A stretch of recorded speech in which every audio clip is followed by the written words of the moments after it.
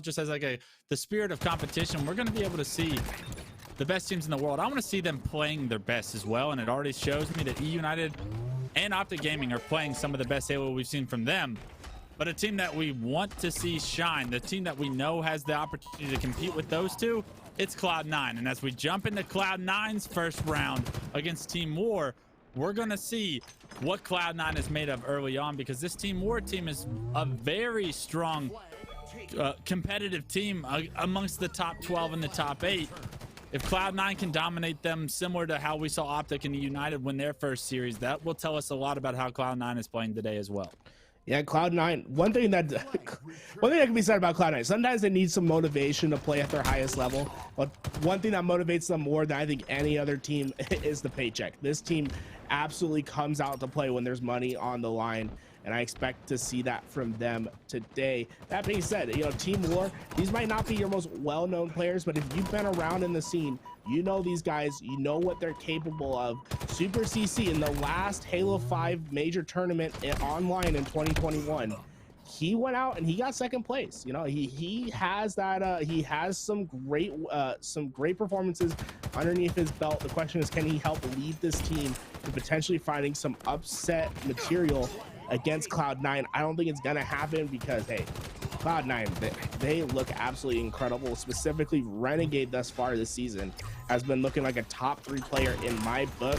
That being said, I'm going to say about 18 players, the top 3 players, you know, just get with it today. But Renegade's been looking especially stellar as they've been getting this flag across the way, as Eco is going to be the first line of defense. He's going to be able to find one on set, keep that flag alive for now, as he's going to be going to another. That return is going to come in, and now the flag is out and away. He's going to get it to the door, and that should be enough. Once again, this Dynamo run has been so deadly today, and we're seeing why, as the flag is already halfway through. Yeah, we thought we were going to see Team War potentially put that first flag on the board, but Eco Smith shuts it down with that double kill, gets the flag to the closet. Stellar does the rest to get it there, and if he can punch this in, Cloud9 will take an early lead. But the fire, it comes from top middle. The flagpole comes through. The Slays even go in Team War's favor, and this newly formed team, as of yesterday, they announced themselves. What an announcement it would be if they can take down Cloud9 here in this series, and an early lead, an early flat cap could potentially start that steamroll to happen. In order for it to happen, just Zero needs to stay alive. All his teammates down. Luckily, the flag is back, so they can spawn in and get right to where they need to go. And just Zero doing his best just to lay down damage and keep Cloud9 away. And that will allow them to put the first flag on board. And we have finally seen one of the top 3 teams really bleed today. This is the first cut that we're witnessing. And now the question is, can Cloud9 recover as they're pushing in to find a kill? It's going to be Eco in the one-on-one fight. He's going to find the damage to put that player down, but not able to get away as Penguin gets his trade out. Unfortunately, Eco goes down there, so no real opportunity for a counter cap, but you do see Penguin still controlling this utility. If he can stay alive, win this 1v1, it'd be massive, but a nice 1v1 for Team War is going to flush him out. Unfortunately, the flank from Stellar could result in a double kill, but a great nade from Septify actually removed Stellar off the map, and only Eco was alive off spawn. Team War have done it. They have played defense. They have gotten the slays they needed to regain a little bit of map control. But not only that, they put that first flag in. They've taken the lead, and now they can smell what it feels like to have a little bit of momentum in their favor against one of the best teams in the world. Renegade trying to do some damage control with those dynamo grenades, gonna keep that player back as he pushes forward, leaves the scraps for Stellar to pick up.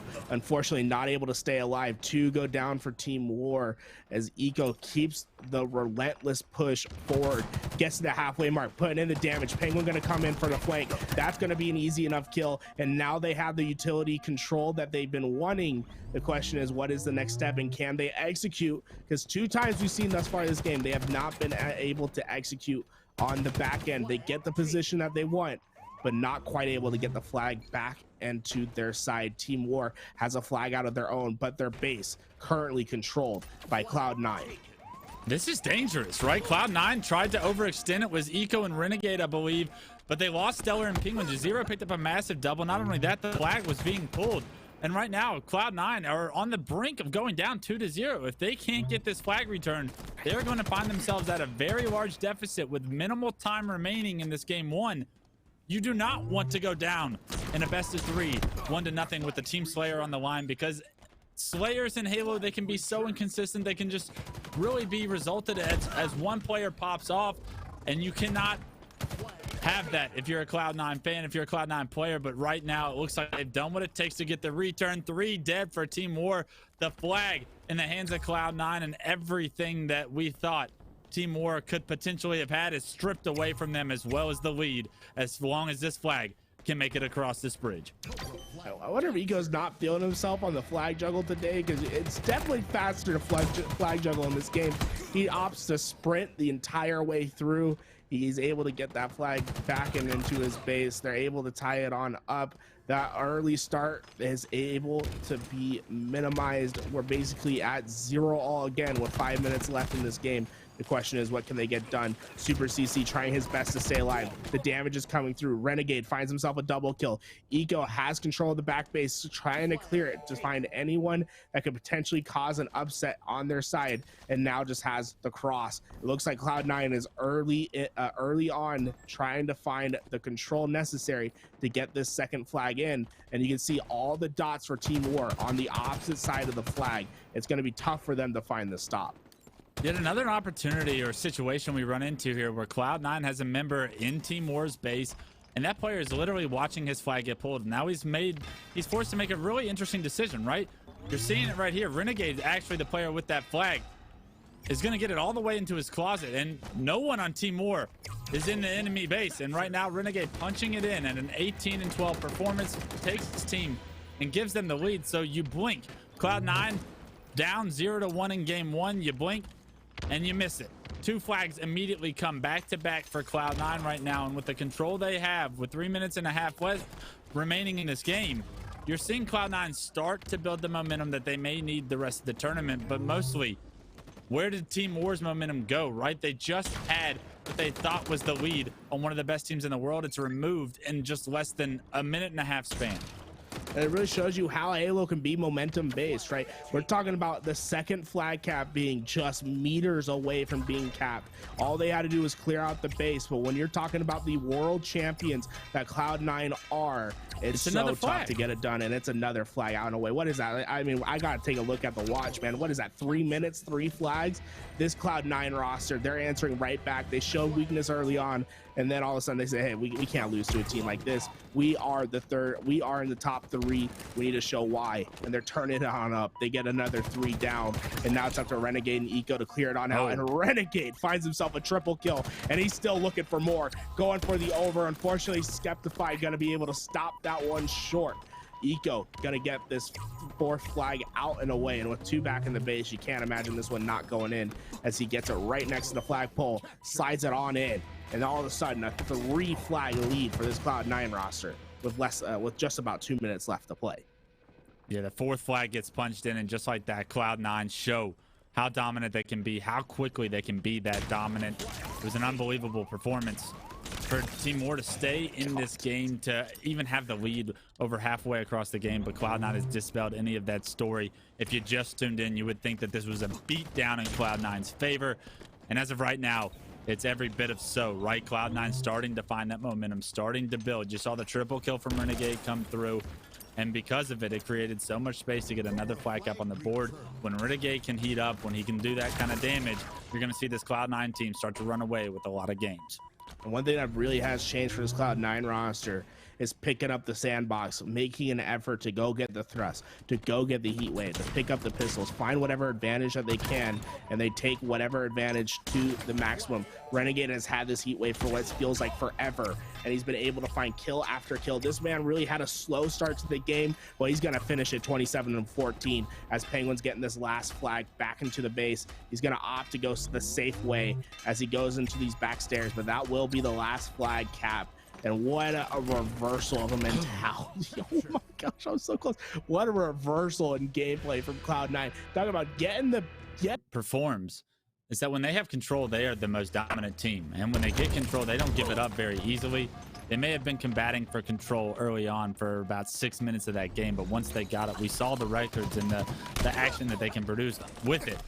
It'll be up to Team War to make sure that they do not let that kind of control fall into Cloud9's hands once again. But already 2 straight kills in the kill feed go towards Cloud9. It looks like rockets are going to be in the hands of Eco Smith, and I believe they were able to acquire Overshield as well. So when you talk about control, Cloud9 have everything they want here in game 2 already. Oh, Renegade getting that double kill, taking the pressure off Eco, letting him just push all the way through to this bar, and he's gonna be looking for some more, but the splits have happened, so the team were completely on the other side of the map. These rockets not really going to play an impact for a little while, as we see Renegade once again leading the charge. He's using the Mangler. That 2-shot pop. This gun is so devastating if you get up close. You know, it's a little bit hard to aim, but when you're talking about the best players in the game, they're going to make it work. And you can see Renegade, that's going to be his tool of choice on this map, as he's going to wreak havoc in back bases. Yeah, Renegade getting so much information for his team, clearing out this entire base is going to say, hey, they're all at the other base. We know where they are at this point. They do lose Eco in the kill feed, and now Renegades or Penguin, it's going to be up to them to control this map. I love the idea of getting this grapple, pulling the Mangler out and getting close and personal to Team War. You already see the first kill come through. The second assist is going to be for Renegade, and he finds a third player. And look at the aggressiveness. Like, even if Renegade gets taken down there, that's a positive swing in Cloud9's favor. And not only that, but you're forcing Team War to play so reactive, play numbers down, and honestly win that pivotal, or the game continues to snowball against you. How many times can Renegade kind of perform that kind of pressure against Team War before they break completely? You know, the question has always been asked, Fletch, what would happen if you gave Barry Allen the Flash, the Spider-Man webs? And I think today we just witnessed it.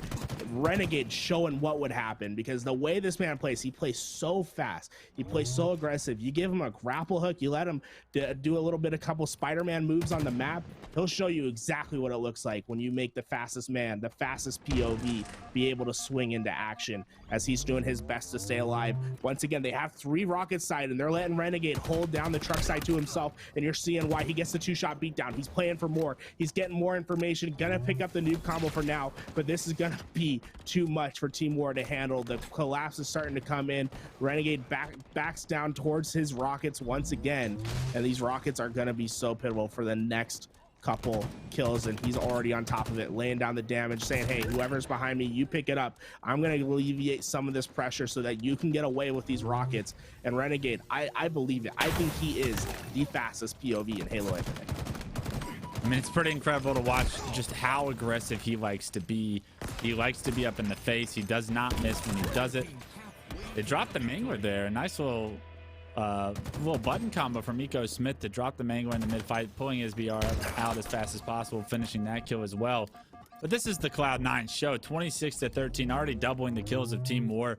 And for Team War on a map like Bazaar Slayer, when you give up that control early, when you give up power-ups and power weapons consistently, and you're trying to fight for the middle of the map, this team, I believe they're just newly formed. I know they just announced yesterday, they're going to have a hard time breaking what Cloud9's control looks like, and this is what I kind of feared for them. A team like Team War that, honestly, I think will shock us at Raleigh and honestly create a couple of upsets along the way, now is just manhandled by Cloud9 because of what the early game produced, right? You saw Cloud9 jump out to that early lead, and you thought Trippy's performance on Bazaar Slayer was nice just not too long ago. We're seeing Renegade literally duplicate that performance here with a 15-2. What I love to see from Renegade is this man goes out of his way to prioritize pickups on the map. Whatever he thinks will give him the advantage in the next fight, you'll see him grab, and I'll use it to immediately push forward. And he's doing it more and more. That noob combo gonna find him 2 kills. He turns around. He's already trying to find support for the third. He's once again gonna be leading the charge. This man literally has no fear. He is the most confident player in Halo Infinite, and it's for a reason, as we see him use himself as bait to find it so Eco can find another kill. That noob combo once again playing in. This might be the weakest version of the noob combo yet in Halo's iteration, and Renegade making it look easy as he's found kill after kill. Now Jazero trying to stabilize on out. He found the Mangler to use. Once again, the scavenging gonna play a huge part in how successful you are in this game. And can he use the Mangler to start building a little bit of momentum for his team as they're finding some more kills? But when we look at that stat column, there's one that jumps out to me right now. Septify needs to find his footing because he's 1-12, and his team they're feeling their hurt right now. I mean, this is a culmination of everything that you've given Cloud9 so far in this game, right? You touched on it a little bit as far as like the scavenging in Halo Infinite and how important it is. Watch every single point of view we foot to. If they have an extra thing in their kit, it was intentional that they went and picked it up. If you're in the Twitch chat right now and you're trying to improve, if you're stuck in Diamond and you're trying to get the Onyx, or you're stuck in Gold and you're trying to get the Plat, notice how often these players are just taking advantage of the sandbox around them. Scavenging in Halo Infinite is so important, and it's honestly a new quality that Halo players are really going to have to pick up on. Rockets, overshield, manglers, plasma pistols, thrusts, all the equipment at bay. And you're seeing right now the team with the lead typically is running away with that scavenging story. The game now going to be over. The series over. 50-29. Cloud